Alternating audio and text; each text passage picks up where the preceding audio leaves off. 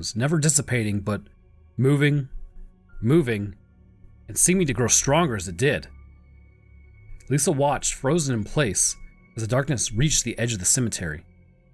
But there it stopped, building up in mass. It was the gate surrounding the graveyard. The fog could not cross the iron barrier.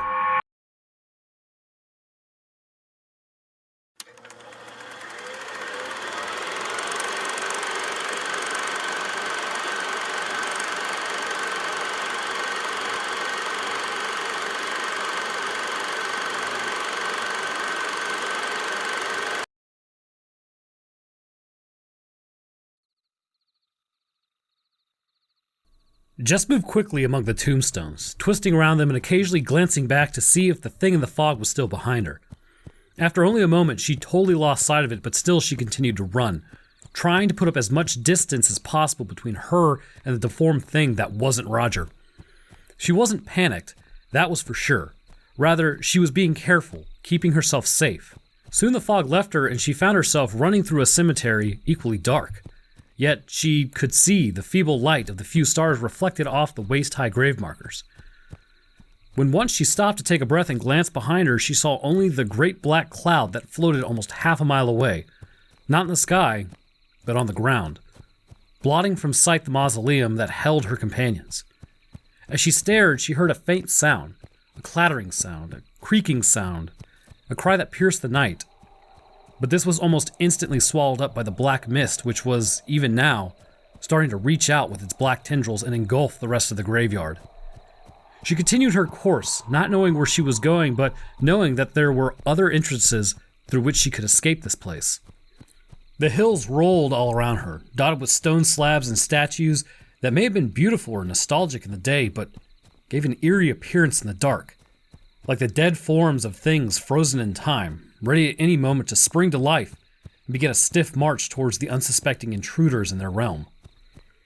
The hills, to her, combined a relief and perplexity, obscured even more from view than the clouds and the fog, leaving her wandering in a virtual maze, hoping desperately that her straightforward path wasn't being deviated by the rises and falls of corpses-filled earth.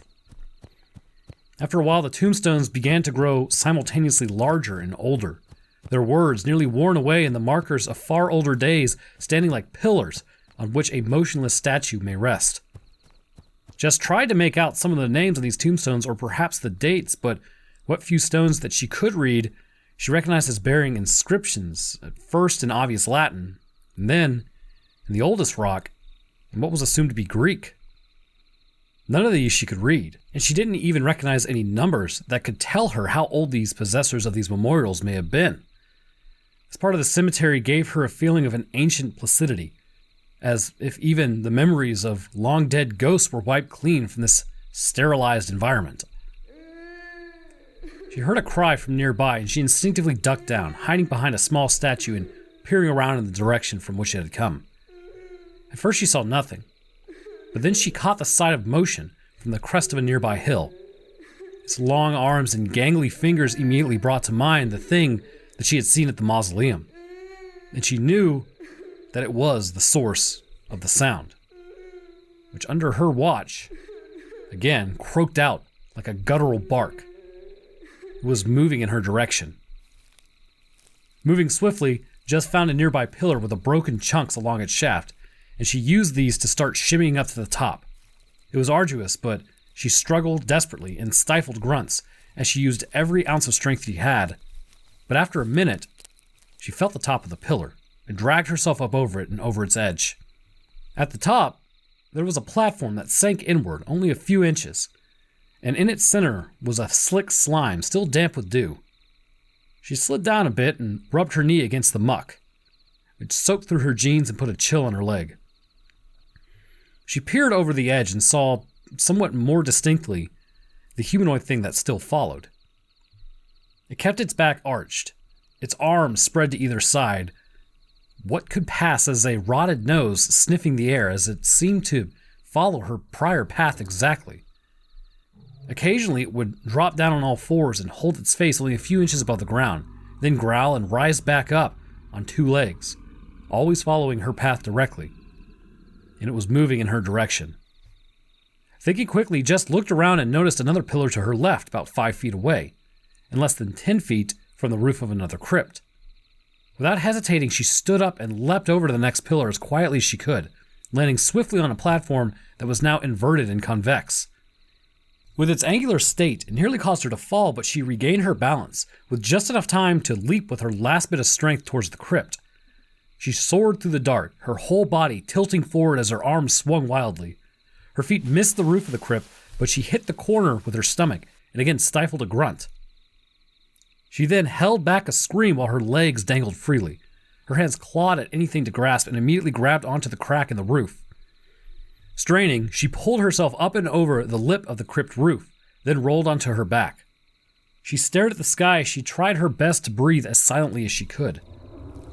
She heard the sound of the thing below, moving loudly through the grass and among the tombstones, scraping as if with knives into the hard stone memorials around it. She listened intently and realized that it seemed to be circling the original pillar she climbed up, dragging those same sharp claws against the stone. Although she had the momentary image of not knives, but long claws etching cracks and shallow lines into the stone. It circled the pillar for what felt like an hour, growling and gibbering in some guttural language as it did so, and then she heard it grunt and bark before becoming more distant. After another eternity, the sound of the malformed man-like thing vanished into the cold night. But no sooner could she breathe a sigh of relief before another sound assaulted her nerves. It was far different from the other, far stranger. It was the sound of something shuffling below, slow and steady. It moved at an agonizingly slow pace, sliding like something enormous being dragged amongst the tombstones. There was a sound like air escaping from a pipe. That hissing steam belted out of the hollow tube. She tried to stay where she was, laying on her back on the roof of the crypt, only 4 lone stars peering down from far above her. Eventually, she had to know what the sound was, and to know what was happening so very, very slowly down on the ground. And so, as imperceptibly as she could, she rolled over onto her front and pulled herself to the edge of the roof and then peered over the edge. She wasn't really sure what she was seeing at first. She could still see the strange statues of shapes unrecognizable, could see the pillars that held a non-existent palace. There were the smaller tombstones, of course, and the odd crypt breaking the landscape like the one in which she hid. But there was something else, something stranger. There was a long trail of darkness stretching itself amongst the graves, twisting at odd angles and growing from over one hill and disappearing over another. It was like the fog had taken the form of a great tentacle that was stretching out further and further, searching for something, or perhaps someone. A shiver went through the blackness, a glint of light from up above, and in a shimmer she began to recognize with a horrible truth what she was actually seeing. Nothing could have prepared her for the reality that such things existed in her world. She had seen such things in textbooks and on documentaries, had heard about them in the deeply southern regions, but never had she imagined one so utterly massive as to be large enough to stretch across whole hills for hundreds upon hundreds of feet. There was another shiver and she could see a glint, a flash across the scales, a tubular body that crawled amongst the dead with neither arms nor legs, but in a manner wholly alien to beings with limbs for locomotion. The steady shuffle was that the body was sliding its way across the graves and between the tombstones, the sound of a hydraulic release from where she assumed, based on the direction of its motion, was its insufferable head to be. Unable to take in the sight for more than a few seconds, Jess rolled back onto the roof of the crypt and closed her eyes, choosing the darkness of her closed eyelids over the darkness of that thing upon which those feeble lights in the sky reflected. She heard more screams in the distance, but they were cut off almost immediately as a tremor shook the crypt. She tried not to scream while tears rolled down her cheeks. Then, all was silent, motionless. She waited a few more minutes before steeling herself to peer over the edge of the crypt. The massive creature was gone, its body vanished into the steadily encroaching mist and dark. There were no screams, no cries or sounds more foreign to her. But she waited for a while longer. At last, at long last, when she felt she could stand the silence no longer, she swung her legs over the ledge and began to climb to the ground. She froze when she landed on her feet and glanced around in case the soft thud of her soles had been heard. There was still nothing, but a warm breeze blew across her face, caressing her skin. She glanced in the direction from which the breeze had come and saw the great black wall of fog stretching and gliding across the tombstones and pillars and graves, swallowing them up into blackness as it edged ever closer to her. But as she stared, something began to take form within it. A humanoid shape. And for one breathless second, she feared it was the deformed creature which had hunted her before. Her fears became relief when she recognized its more normal proportions and its obviously still living complexion. Exhaling heavily, a smile crossed her face while more tears wetted her face, and she began grasping as emotions flooded her. It was Rodger. He was still alive. But where had he been? She stumbled her way towards him to embrace him, but stopped a few feet away when she met his gaze. His eyes looked glassy and lost, as if he'd been in a daze, and his jaw hung slack with a thin trickle of drool losing itself in one corner of his mouth. "Rodger?" she asked with a quivering whisper. "Rodger, what happened to you? Are you okay?" Her words seemed to snap him into focus, and his jaw snapped shut and his eyes regained their focus. He squinted and turned towards her, his eyes going again wide before half closing again. A smile crept across his own face, but it was of a far different caliber than hers. His was a twisted grin, higher on one side than the other, his shoulders tensing, and he took a moment to jerk his neck. She heard an audible crack. "Oh, Jess," he said, his words slithering from his lips. "How lovely it is to see you both." The smile drained from her face as he said these words, and his eyes again grew wide, and she saw an expression wholly indiscernible on him. It was as if he were simultaneously terrified, overjoyed, and angry. He reached into his pocket and pulled out a small object. He hit a catch on his side and it flipped around, revealing a 3-inch blade that locked into place. He started to laugh as he darted forward towards Jess, causing her to twist sideways and tumble over a tombstone. She rolled in the grass and tried to rise to her feet, but he was already there and swinging the knife. Luckily, she was thin with baggy clothes, as he only managed to cut a slash in her shirt and avoid her exposed flesh. But he swung again, and she ducked down, twisting as she did, and side-arming him in the stomach.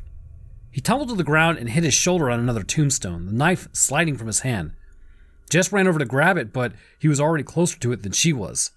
So she only had enough time to round him, keeping the stone moniker between them as she started scrambling away amongst the memorials. She didn't have the energy or strength to ask what he was doing, and with the look in his eyes, she didn't think he had an appropriate answer for her. For now, all she could do was hope to lose him, as she'd lost the twisted thing from earlier. But Rodger was smarter than this thing, and he kept his eyes trained on her as he rose and began to sprint after her, laughing as he did. "I'm going to get you two!" he screamed after her, no longer worrying about what could hear them in the graveyard. "I'm going to cut you up and feed you to them. They want you, like I want you. You can't run forever, and there's nowhere to go.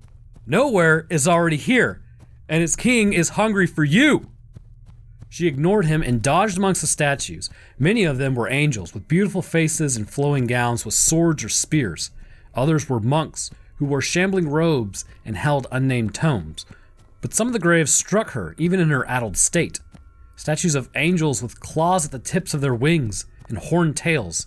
Statues of reptilian creatures that looked like angry dogs.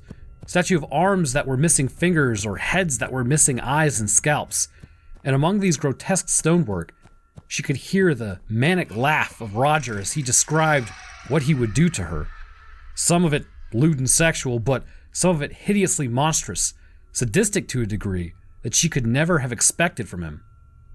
But the way he spoke, the things he described seemed to suggest only preparatory, or as if there was someone else that he intended to deliver her to. Someone who wanted the scraps, or perhaps what little remained of when the flesh would be stripped away. Suddenly from the tombstone and statuary, there arose a great crypt unlike any she had seen before. Massive columns rose up 2, maybe 3 stories, overlaid with ivy which was withered and flaking. There were no windows, but murals too dark to see in the near starless night, and no name appeared above the entrance.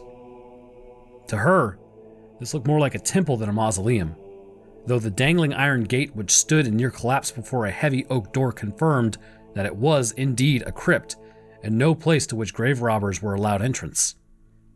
Behind her, Rodger screamed again, no words, at least none comprehensible, but cries and howls. She couldn't tell if he was in pain or still raving, but the fact that he was growing louder confirmed that he had not been slowed by anything else in the cemetery. He screamed again, sounding more animal than human, as if his humanity was sloughing away and revealing only a bestial creature in her midst. With only the slightest of hesitation, Jess turned from the night and ran to the door.